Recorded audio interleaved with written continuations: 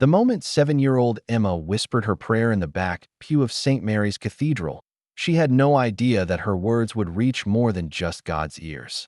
"Please, God, I just want a dad for mommy. She cries when she thinks I'm sleeping." The little girl's voice trembled as she pressed her small hands together, her worn sneakers barely touching the floor. What she didn't know was that Marcus Wellington, sitting 3 rows ahead, had heard every word. The tech billionaire had come to this quiet Sunday evening service seeking solace after his divorce, not expecting to witness such raw, innocent faith.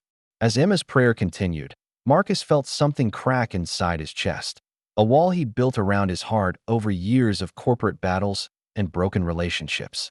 Mommy works so hard at the diner, and her feet hurt every night. Maybe if she had someone to help her, she wouldn't be so tired. Marcus turned slightly, catching a glimpse of the small girl with tangled blonde hair and a dress that had seen better days. Her mother sat beside her, eyes closed, unaware of her daughter's whispered plea. In that moment, Marcus made a decision that would change 3 lives forever. He wasn't just going to pray for this family. He was going to answer this little girl's prayer himself. But 3 hours earlier, Marcus had been in his penthouse office, staring at divorce papers that would cost him half his fortune. His ex-wife's lawyer had just delivered the final settlement demands, and the numbers were staggering. $2 billion.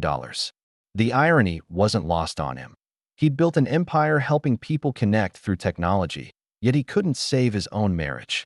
His phone buzzed with another urgent message from his board of directors, but Marcus ignored it.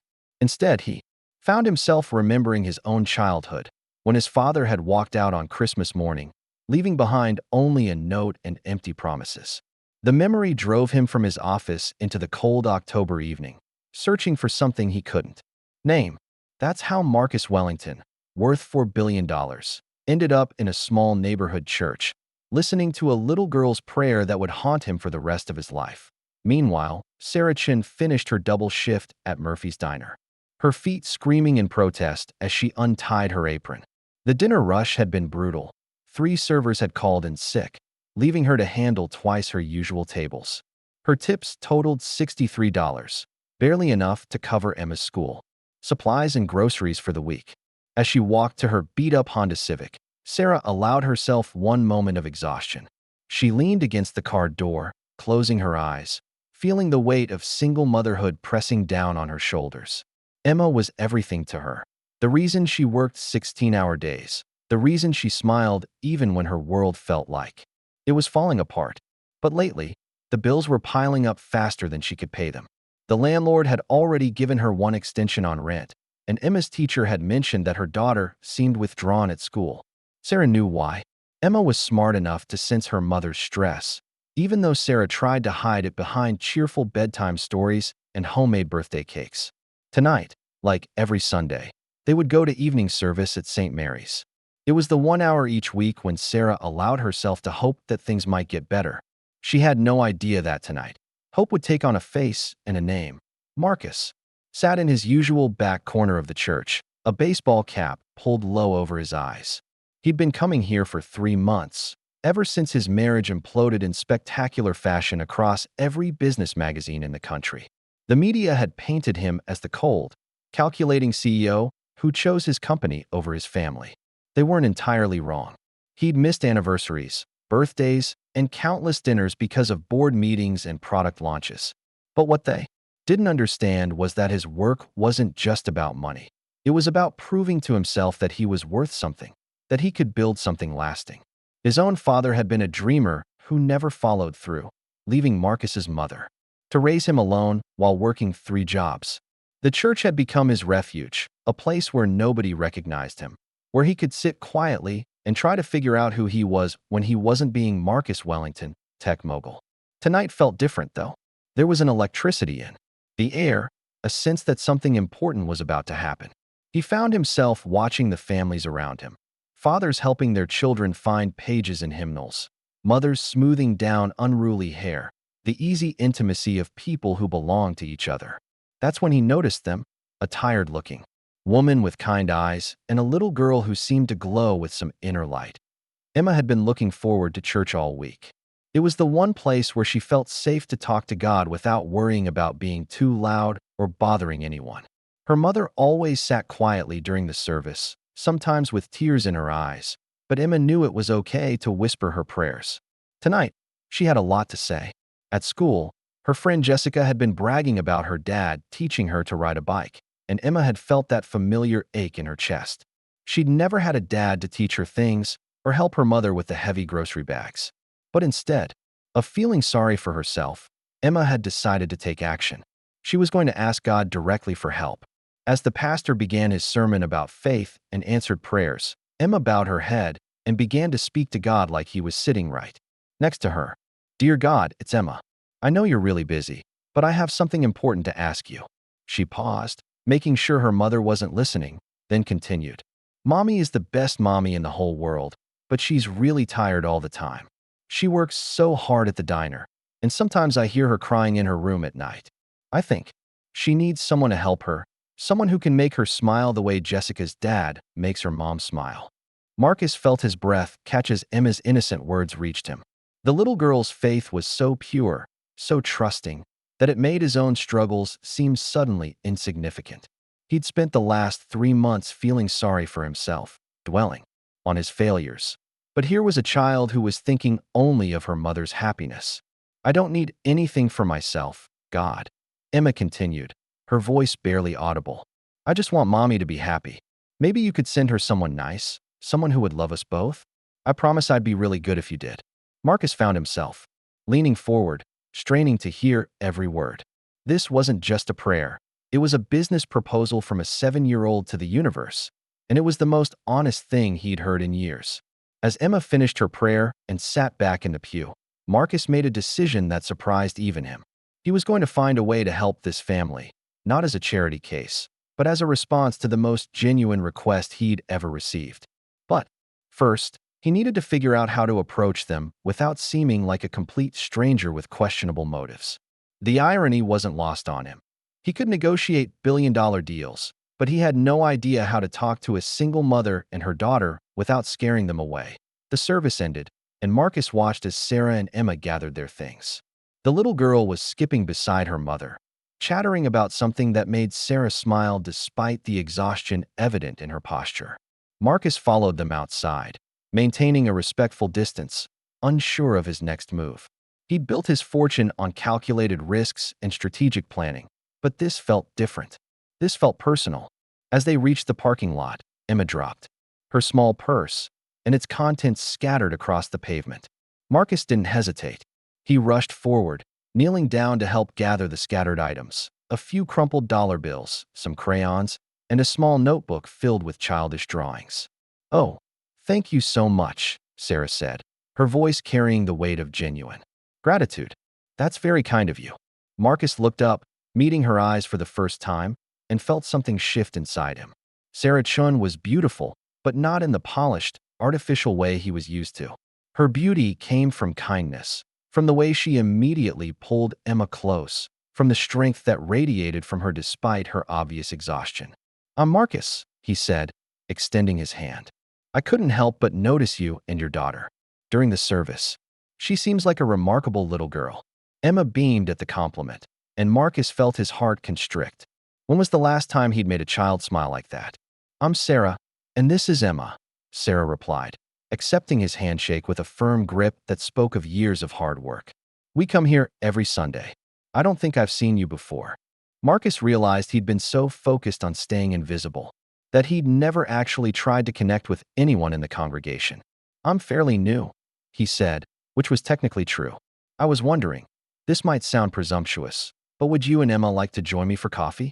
There's a nice cafe around the corner, and I'd love to hear more about this community." Sarah hesitated, her protective instincts warring with her innate politeness. Emma, however, had no such reservations. "Mommy, can we? Please? I like him. He has kind eyes like yours." The innocent observation made both adults smile, and Marcus felt something warm spread through his chest. "I suppose we could stop for a few minutes," Sarah said finally.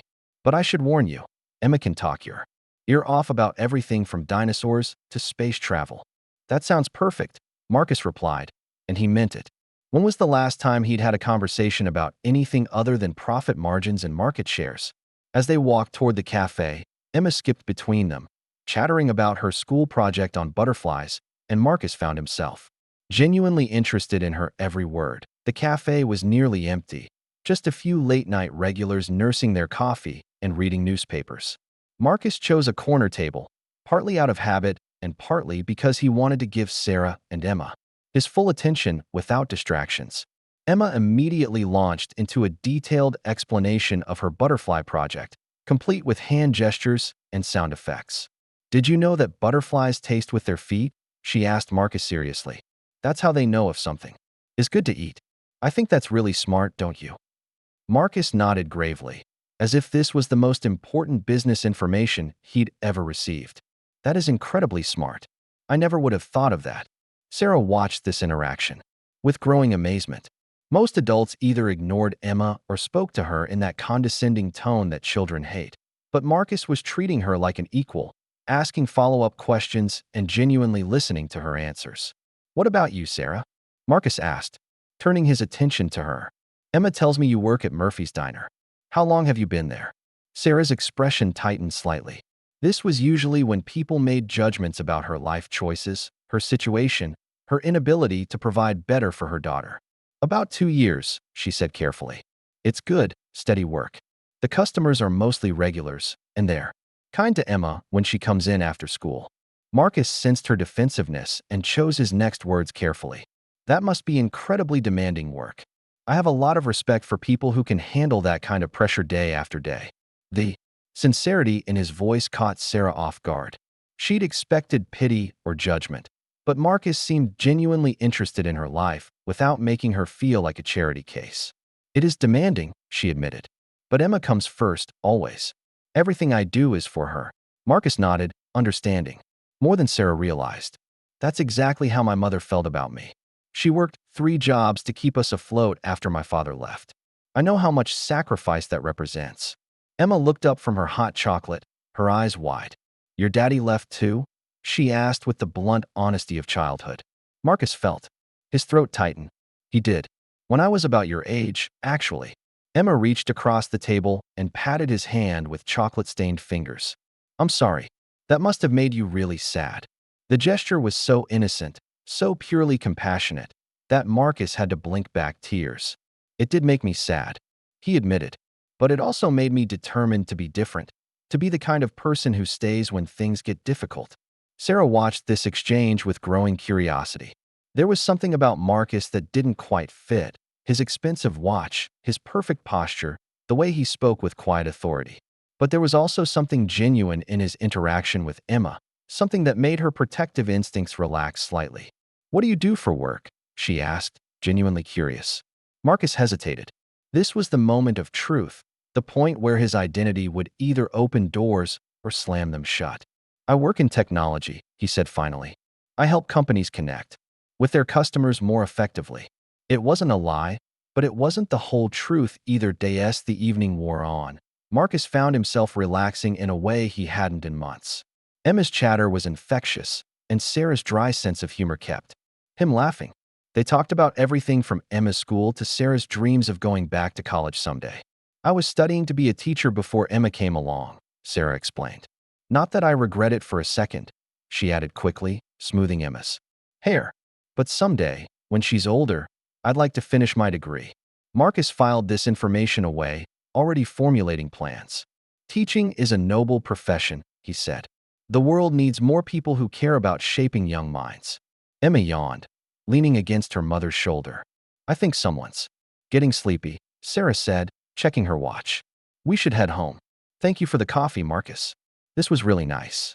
Marcus stood up, not ready for the evening to end. "Would it be too forward of me to ask if we could do this again? Sometime.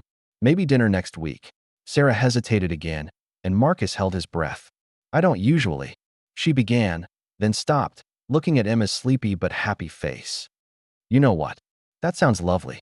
But I should warn you, I work most evenings. Sunday is really the only day I have free." "Sunday dinner it is," Marcus said, smiling. "I'll pick you up at 6. As they exchanged phone numbers, Marcus felt something he hadn't experienced in years: genuine excitement about spending time with someone who had no agenda, no ulterior motives, no desire to use him for their own gain. But then Marcus's phone buzzed with an urgent message from his assistant. There was a crisis at the company. Their biggest client was threatening to pull out of a major deal, and the board was demanding an emergency meeting. Marcus glanced at the message, then at Sarah and Emma, who were getting ready to leave. For the first time in his professional life, he turned off his phone without responding. "Everything okay?" Sarah asked, noticing his momentary distraction. "Just work," Marcus said, sliding his phone into his pocket. "Nothing that can't wait until tomorrow." It was a lie, but it was also the truth. Whatever crisis was happening at Wellington Tech could wait. Tonight, he discovered something more important than any business deal. The possibility of being part of a family again, of being someone's answer to prayer instead of just another person taking up space in the world. As he walked them to their car, Emma suddenly turned and hugged his legs. "Thank you for being nice to us," she said simply. "Will you really come to dinner next week?" Marcus knelt down to her level, looking into her bright, trusting eyes. "I promise," he said solemnly. "I'll be there." Emma grinned and climbed into the back seat of the old Honda, waving enthusiastically as they drove away. Marcus stood in the parking lot long after their taillights disappeared, feeling something he'd forgotten was possible: hope. The next morning brought chaos to Wellington Tech. The client crisis had escalated overnight, and Marcus arrived to find his board members in full panic mode. "Where the hell were you last night?" demanded Richard Blackstone, the company's lead investor. "We've been trying to reach you for hours." Marcus poured himself coffee and sat at the head of the conference table, his mind still partly focused on Emma's laugh and Sarah's smile. "I was unavailable," he said simply. "What's the situation?" For the next 3 hours, Marcus navigated the crisis with his usual efficiency, but his heart wasn't in it. He found himself thinking about Sarah working double shifts, about Emma's innocent faith, about the way they'd looked at him like he was just a normal person instead of a corporate machine. By lunch, he'd resolved the client issue and saved the company several $1,000,000. But all he wanted to do was call Sarah and hear her voice. Meanwhile, across town, Sarah was dealing with her own crisis. The diner's morning rush had been particularly brutal, and she'd accidentally spilled coffee on a customer's laptop. The man had screamed at her for 10 minutes before storming out, threatening to sue. Her manager, Mr. Murphy, had been understanding but warned her that they couldn't afford many more incidents like that. "I know you're doing your best, Sarah," he'd said kindly. "But you seem distracted lately.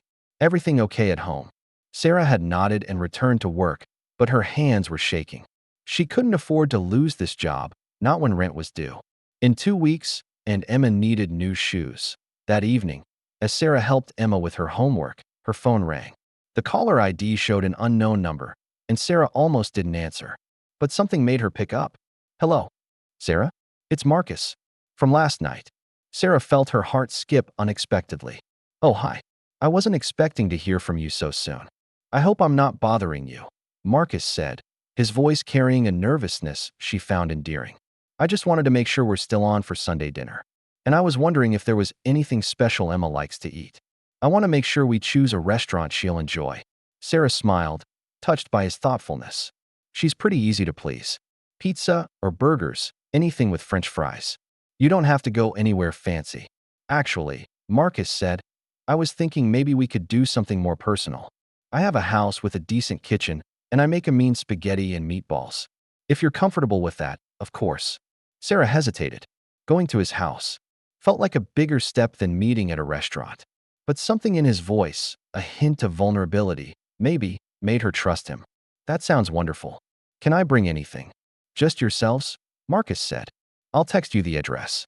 After they hung up, Sarah found herself smiling for the first time in weeks. Emma looked up from her coloring book. "Was that Marcus?" she asked with the intuition that children sometimes possess. "Yes, sweetheart. He's invited us to dinner at his house on Sunday." Emma's face lit up. "Really? Does he have a big house? Does he have a dog? Can I see his room?" Sarah laughed. "I don't know any of those things.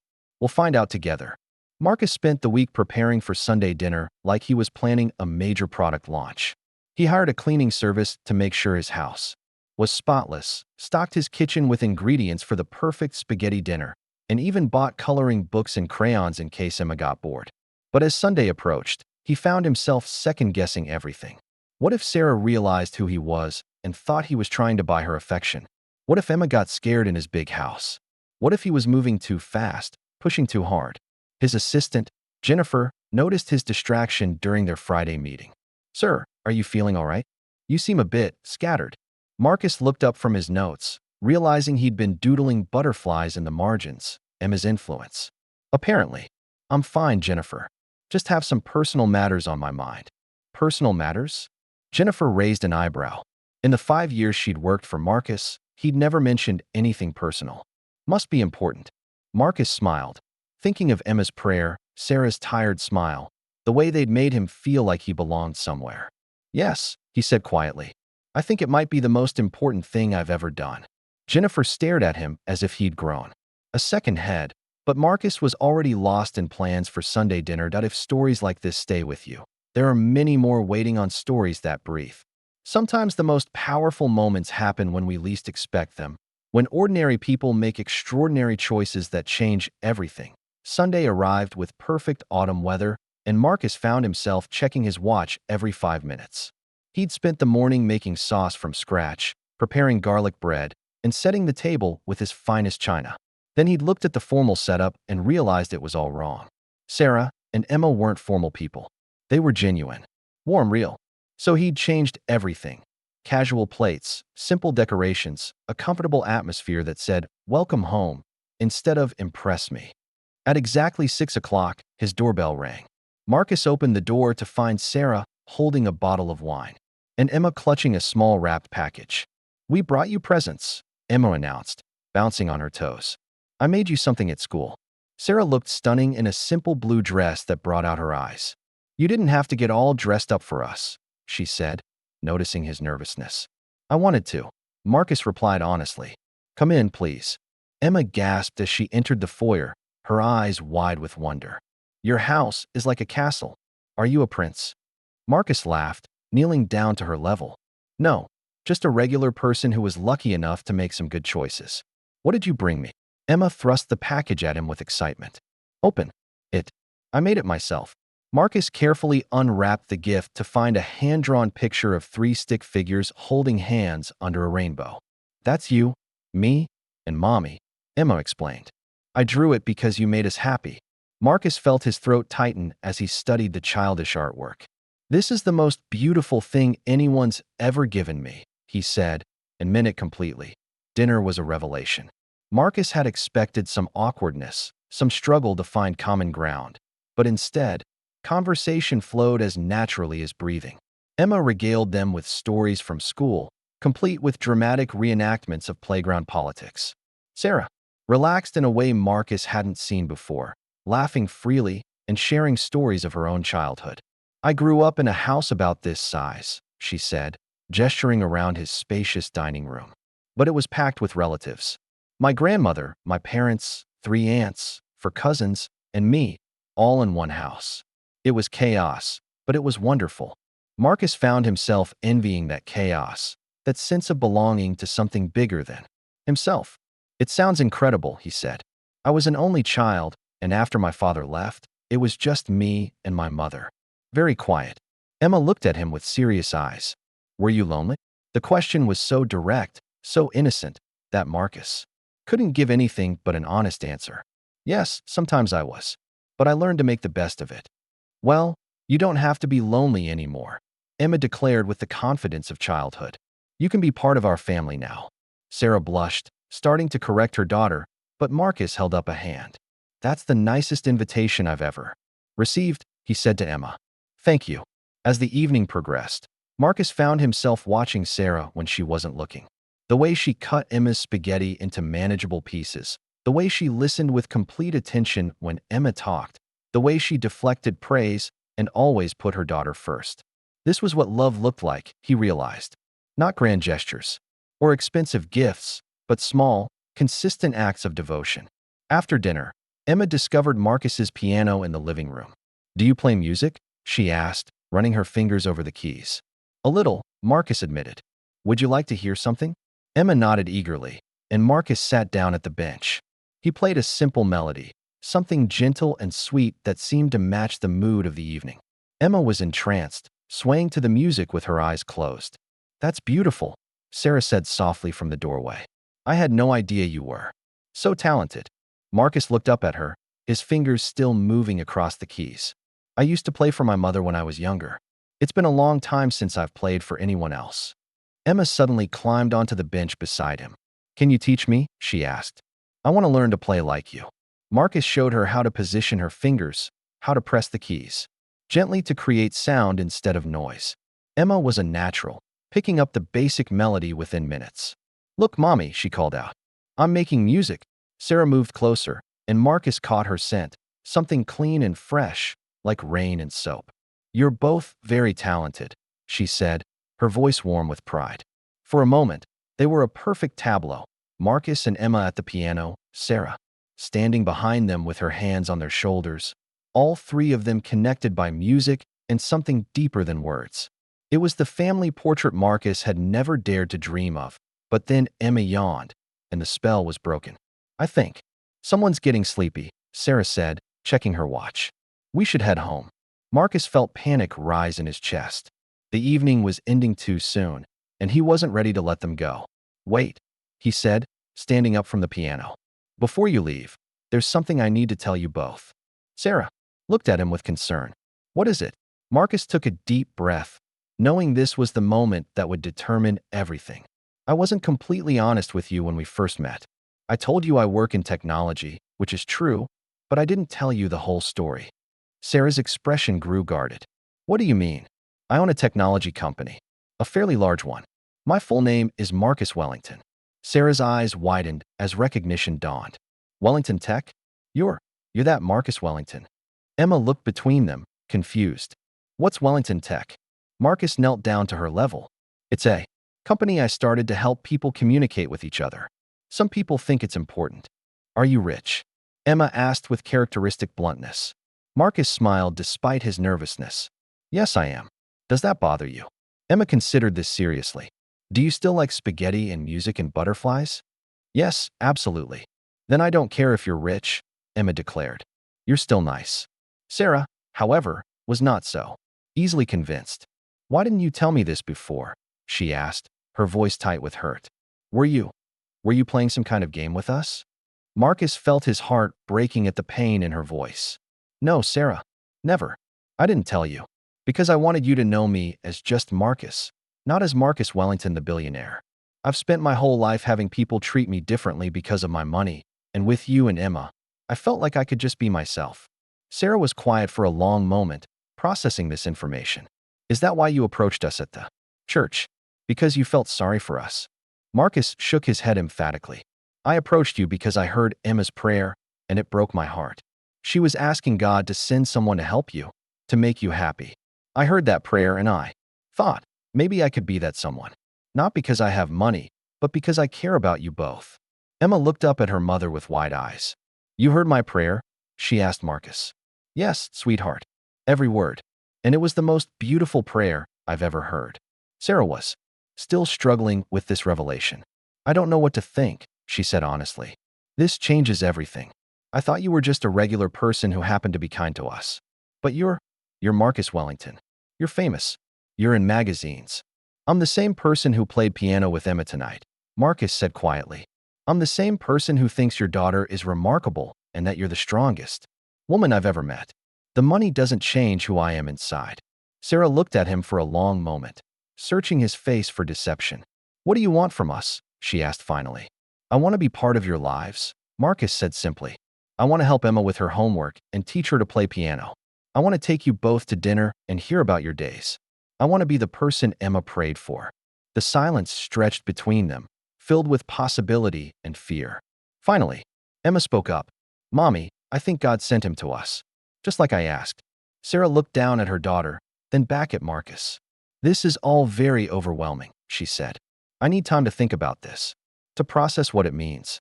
Marcus nodded, understanding but hoping. Of course, take all the time you need.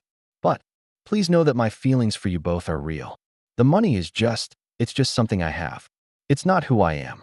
Sarah gathered her purse and Emma's jacket. We should go, she said.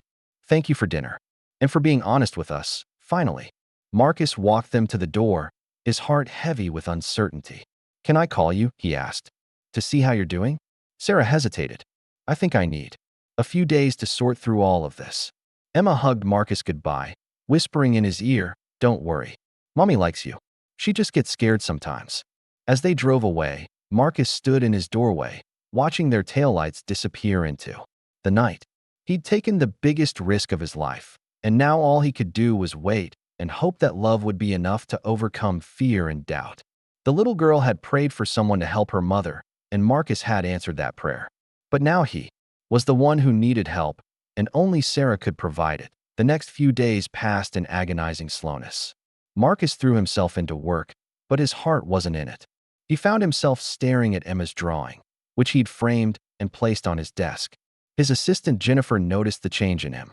"Sir, you've been distracted all week. Are you sure everything's all right?" Marcus looked up from his computer, where he'd been reading the same email for the third time. "Just waiting for something important," he said. "Something that might change everything." Meanwhile, Sarah was struggling with her own internal battle. She'd done research on Marcus Wellington, reading articles about his company, his divorce, his philanthropy. Everything she found painted him as a decent man who'd built something meaningful from nothing.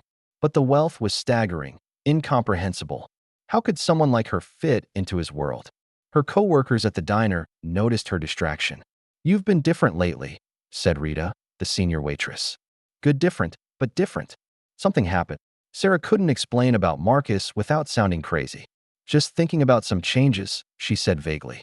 "Life's been complicated lately." Emma, however, was not conflicted at all. She asked about Marcus every day, wondering when he would visit again, when they could play piano together. "He's nice, Mommy," she said one evening as Sarah tucked her into bed. "He makes you smile the way you make me smile." "That's good, right?" Sarah kissed her daughter's forehead. "Yes, sweetheart. That's very good." By Thursday, Marcus couldn't wait any longer. He called Sarah's number, his heart pounding as it rang. "Hello." Her voice was cautious, but not unfriendly. "Sarah, it's Marcus. I know you said you needed time, but I was hoping we could talk. Maybe meet for coffee." There was a pause. "Actually, I've been thinking about calling you." "Yes, let's talk. But not at the cafe. Can you meet me at the park on 5th Street? Emma has soccer practice there at 4. Marcus felt hope bloom in his chest. "I'll be there." When he arrived at the park, he found Sarah sitting on a bench, watching Emma run around the field with her teammates. She looked beautiful in the afternoon sunlight, but there was a tension in her shoulders that worried him. "Thank you for agreeing to see me," he said, sitting beside her. "I wasn't sure you would."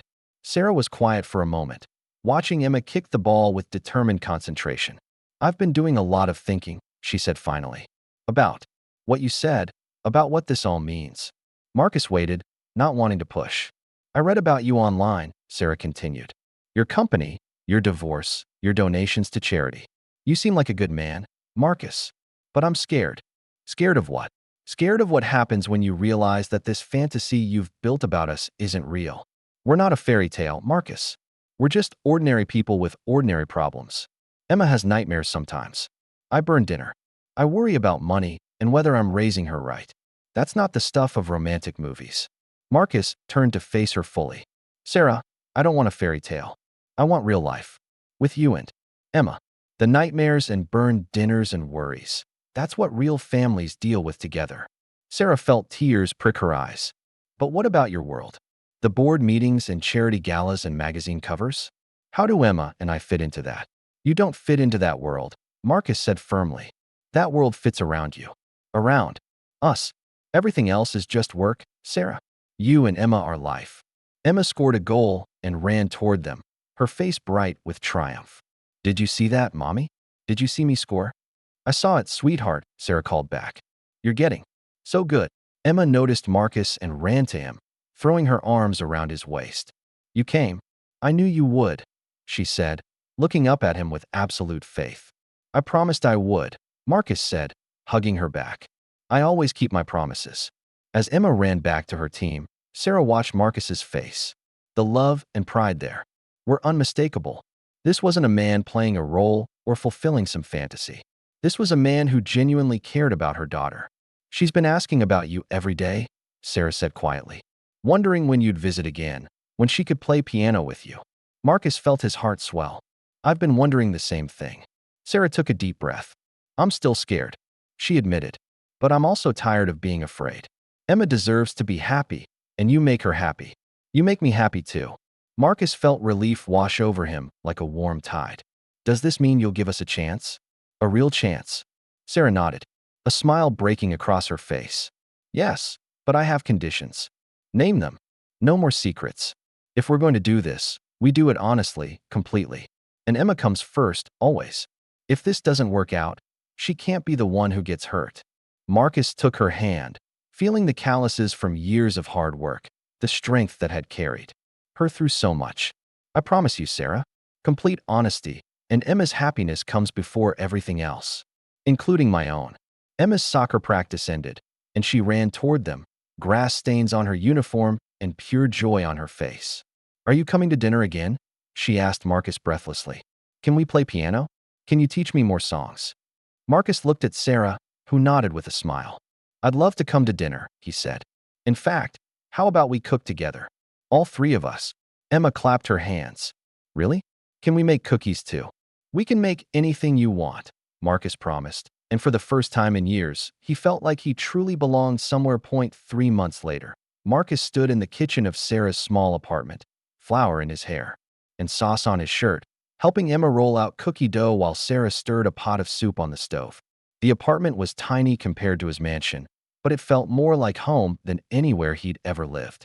Emma chattered nonstop about her day at school, how she'd taught her friend Jessica to play Twinkle, Twinkle, Little Star on the piano, how her teacher had praised her butterfly report. And then Tommy Peterson said his dad could beat up anyone's dad, and I said my dad could too, and he said I don't have a dad, and I said I do too. His name is Marcus. Emma announced this with the matter-of-fact confidence of a 7-year-old who had just solved a major world problem. Marcus froze, his heart stopping mid-beat. Sarah's wooden spoon clattered to the floor. Emma, Sarah said carefully. Honey, Marcus isn't your dad. He's our friend. Emma looked confused. But he comes to all my soccer games and helps me with homework and reads me stories and makes you happy. Isn't that what dads do? Marcus knelt down to Emma's level, his throat tight with emotion. Emma, I would be honored to be your dad, if that's what you want and if your mom thinks it's okay. But that's a very big decision. Emma threw her arms around his neck. I already decided. I prayed for God to send mommy someone to help her, and he sent you. That makes you my dad. Sarah wiped away tears she hadn't realized were falling. Emma, sweetheart, it's not that simple. People don't just become dads overnight. Why not? Emma asked with the logic of childhood. You love each other, don't you? And you both love me? That's what families do. Marcus looked at Sarah over Emma's head, seeing his own feelings reflected in her eyes. They hadn't said those words yet, but Emma was right. Love was exactly what this was. Yes, Marcus said quietly, his eyes locked on Sarah's. I love you both very much. Sarah felt her heart soar and break and heal all at once. I love you too, she whispered. Both of you. Emma beamed as if she'd just solved the world's greatest puzzle. See? I told you. We're a family now. And in that moment, in that tiny kitchen filled with the smell of cookies and soup and love, Marcus Wellington discovered that the little girl's prayer had been answered in ways none of them could have imagined. He hadn't just found Sarah and Emma, he'd found himself. 6 months later, Marcus stood at the altar of St. Mary's Cathedral, the same church where he'd first heard Emma's prayer. Emma stood beside him as his maid of honor, proudly holding the rings in a small satin pillow. Sarah walked down the aisle in a simple white dress, more beautiful than any woman had a right to be. The congregation was small, just close friends and the church family who had watched their love story unfold. As Sarah reached the altar, Emma whispered loudly enough for everyone to hear.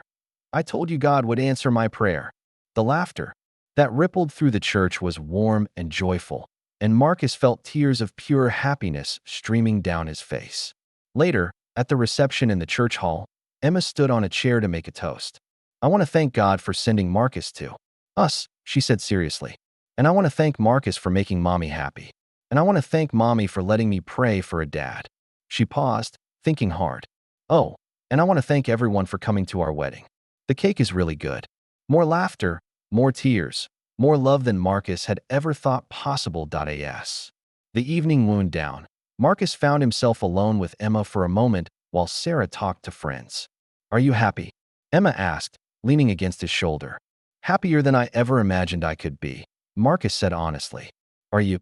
Emma nodded emphatically. "I'm the happiest girl in the whole world. I have the best mommy and the best daddy. And we're all together." She looked up at him with those wise 7-year-old eyes. "You know what the best part is?" "What's that, sweetheart?" "Now when I pray, I don't have to ask God for anything. I just get to say thank you." Marcus pulled her closer, overwhelmed by the simple wisdom of a child who had taught him the difference between having everything and having what mattered. "That's the best prayer of all," he said softly. Later that night, as they tucked Emma into bed in their new home, a house big enough for a family but warm enough to feel like love, she looked up at them both. "Will you tell me a story?" she asked. "What kind of story?" Sarah asked, settling on the edge of the bed. "Tell me the story about how you and Daddy met." Emma said. "About how my prayer worked." Marcus sat on the other side of the bed, taking Emma's small hand in his. "Once upon a time," he began, "there was a little girl who believed in miracles. She sat in a church one Sunday evening and asked God for something very special. She asked for someone to help her mommy, someone who would love them both." Emma smiled sleepily. "And God heard her prayer," she whispered. "And God sent the perfect person," Sarah continued, "someone who needed them just as much as they needed him. And they all lived happily ever after," Emma mumbled, already drifting off to sleep. Marcus and Sarah kissed her goodnight and tiptoed out of the room, leaving the door cracked so they could hear if she needed them. In the hallway, they stood together in comfortable silence, listening to their daughter's peaceful breathing. "Do you ever think about what would have happened if you hadn't come to church that night?" Sarah asked quietly. Marcus wrapped his arms around her, pulling her close. "I think about it all the time, but I don't think it was an accident. I think I was supposed to be there. I think I was supposed to hear Emma's prayer." Sarah leaned into him, feeling the steady beat of his heart. "She's going to be impossible to live with now, you know. She's going to think she can solve every problem with prayer and determination." Marcus chuckled. "Maybe she can. She managed to bring us together." "She did, didn't she?" Sarah marveled. "Our 7-year-old daughter basically orchestrated our entire relationship." "Smart girl," Marcus said, kissing the top of Sarah's head. "She gets it from her mother." They stood there in the quiet hallway of their new home, husband and wife, parents to a little girl who had enough faith to ask God for the impossible and enough love to make it happen. Marcus thought about the man he'd been 6 months ago, successful, but empty, rich but poor in the ways that mattered. Emma's prayer had changed everything, not just for her and Sarah, but for him too. He'd been looking for purpose, for meaning, for something that made his life worthwhile. He'd found it in the back pew of a small church, in the whispered words of a child who believed in miracles. "Thank you," he whispered into the darkness. "For what?" Sarah asked. "For giving me the chance to be part of this family. For letting me love you both. For teaching me what really matters." Sarah turned in his arms, looking up at him with eyes full of love and contentment. "Thank you for hearing her prayer. Thank you for answering it." "I'll keep answering it," Marcus promised. "Every day for the rest of my life." And in that moment, in that quiet house filled with love and laughter and the sound of their daughter's peaceful sleep, Marcus Wellington knew that he'd found something worth more than all the money in the world. He'd found home.